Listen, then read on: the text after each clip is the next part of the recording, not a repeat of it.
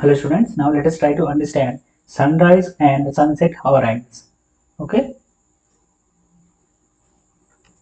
here we have local centric coordinate system and earth centric coordinate system, and these are insolation lines. Okay, so they will be parallel because they are very far away from the earth.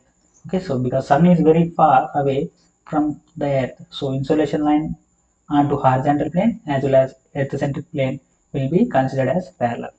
Okay, so here we are going to see this is insolation line falling on horizontal plane. Okay, insolation line is parallel to horizontal plane when at sunset and sunrise. That is theta z will theta. Sorry, insolation line is in parallel with horizontal plane. So theta z, which is angle between normal incidence and insolation line, which is theta z, is 90 degrees at sunrise and sunset. Okay, so here we have insolation L cos theta z, normal incidence, equal to L into cos delta cos omega cos pi plus sin delta sin pi, where delta is reclination angle,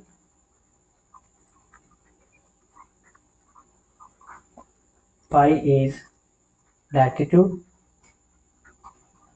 and omega is hour angle. So we are interested to find this hour angle. Okay, and at the end of this class we are going to try to draw a module which will give the output as our energy, incident energy on a flat plate. Okay, so now let us proceed. Here at sunrise and sunset, the theta z equal to pi by 2 because the insolation line and horizontal plane are in parallel. So this will be the insolation line, and theta z is the angle between our normal incidence Lz and insolation line. So that is 90 degrees in the case of sunrise, and it is also 90 degrees in the case of sunset because the sunset insolation line will also be parallel to the other side. So this angle will be 90 degrees at sunset. This is at sunset and this is at sunrise. Okay, so at sunset and sunrise, the theta z equal to pi by 2. So let us observe our hour angle, which is to be find here. We are interested to find this. So our angle omega equal to omega SR. This is at sunrise, and omega SF, that is at sunset.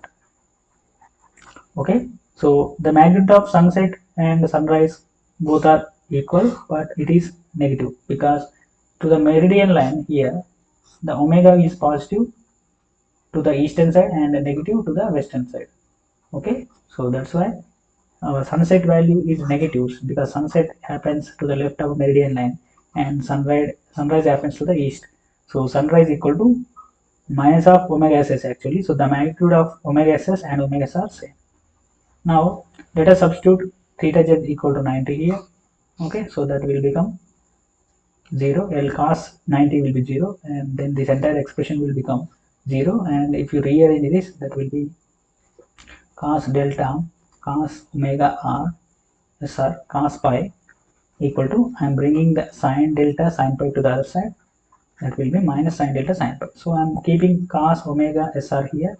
So if I shift the terms to the other side, they will be 1 by cos delta cos pi. So this will be like sin a by cos a, sin b by cos b, that will be minus tan delta into tan pi. That is nothing but cos delta cos omega sr. So omega sr, which is required angle, will be equal to cos inverse of, so cos inverse of minus theta will be minus cos theta, that will be tan delta into tan pi. So this is our sunrise angle or sunset angle. So we already know sunset angle equal to minus of sunrise angle. Okay, so like this, omega sr is sunset angle equal to cos inverse of minus tan delta into tan pi, which equal to omega sr equal to minus half omega ss. So this is already, we already know this. Okay, so now let us try to understand how to obtain daily energy incident on a horizontal plane. So we have derived this equation in the earlier class, right? We have derived this expression, right? Now, so this expression has already been derived in the earlier class, right? Now we have to see here k equal to 1 plus 0.033 cos of 360 n by 365 degree.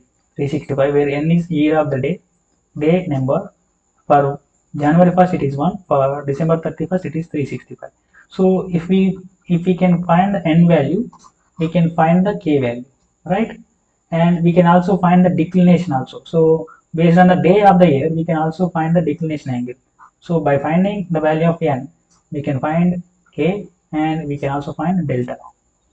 Okay, and LSC is constant, that is mean solar constant is 1.37 kilowatt per meter square, and omega SR, that is hour angle of sunrise, we have derived, that is cos inverse of minus tan pi tan delta in radians. So pi is latitude of the place, we can find the latitude of the place location. So we can somehow get these values, delta by knowing the n value and pi is by knowing the place, omega SR is by substituting pi and delta.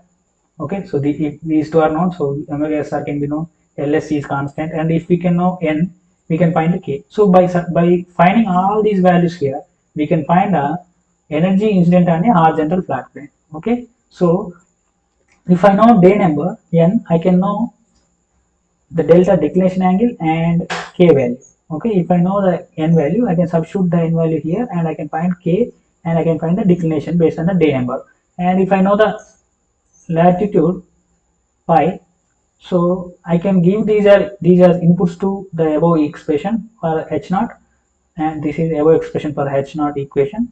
So somehow I can get the value of nearly approximate value of energy of the system. Okay, so this module is called energy determinant module. Energy determinant module. Okay, so if I give the inputs pi and n, I can get the output value, that is incident energy value in kilowatt hour per meter square per day.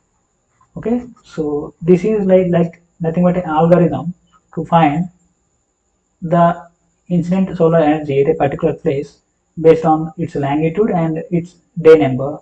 If you give input these as inputs, we can find the energy incident at that particular location. So this is like a algorithm. Okay, so this is about sunrise and sunset angles. Okay, thank you.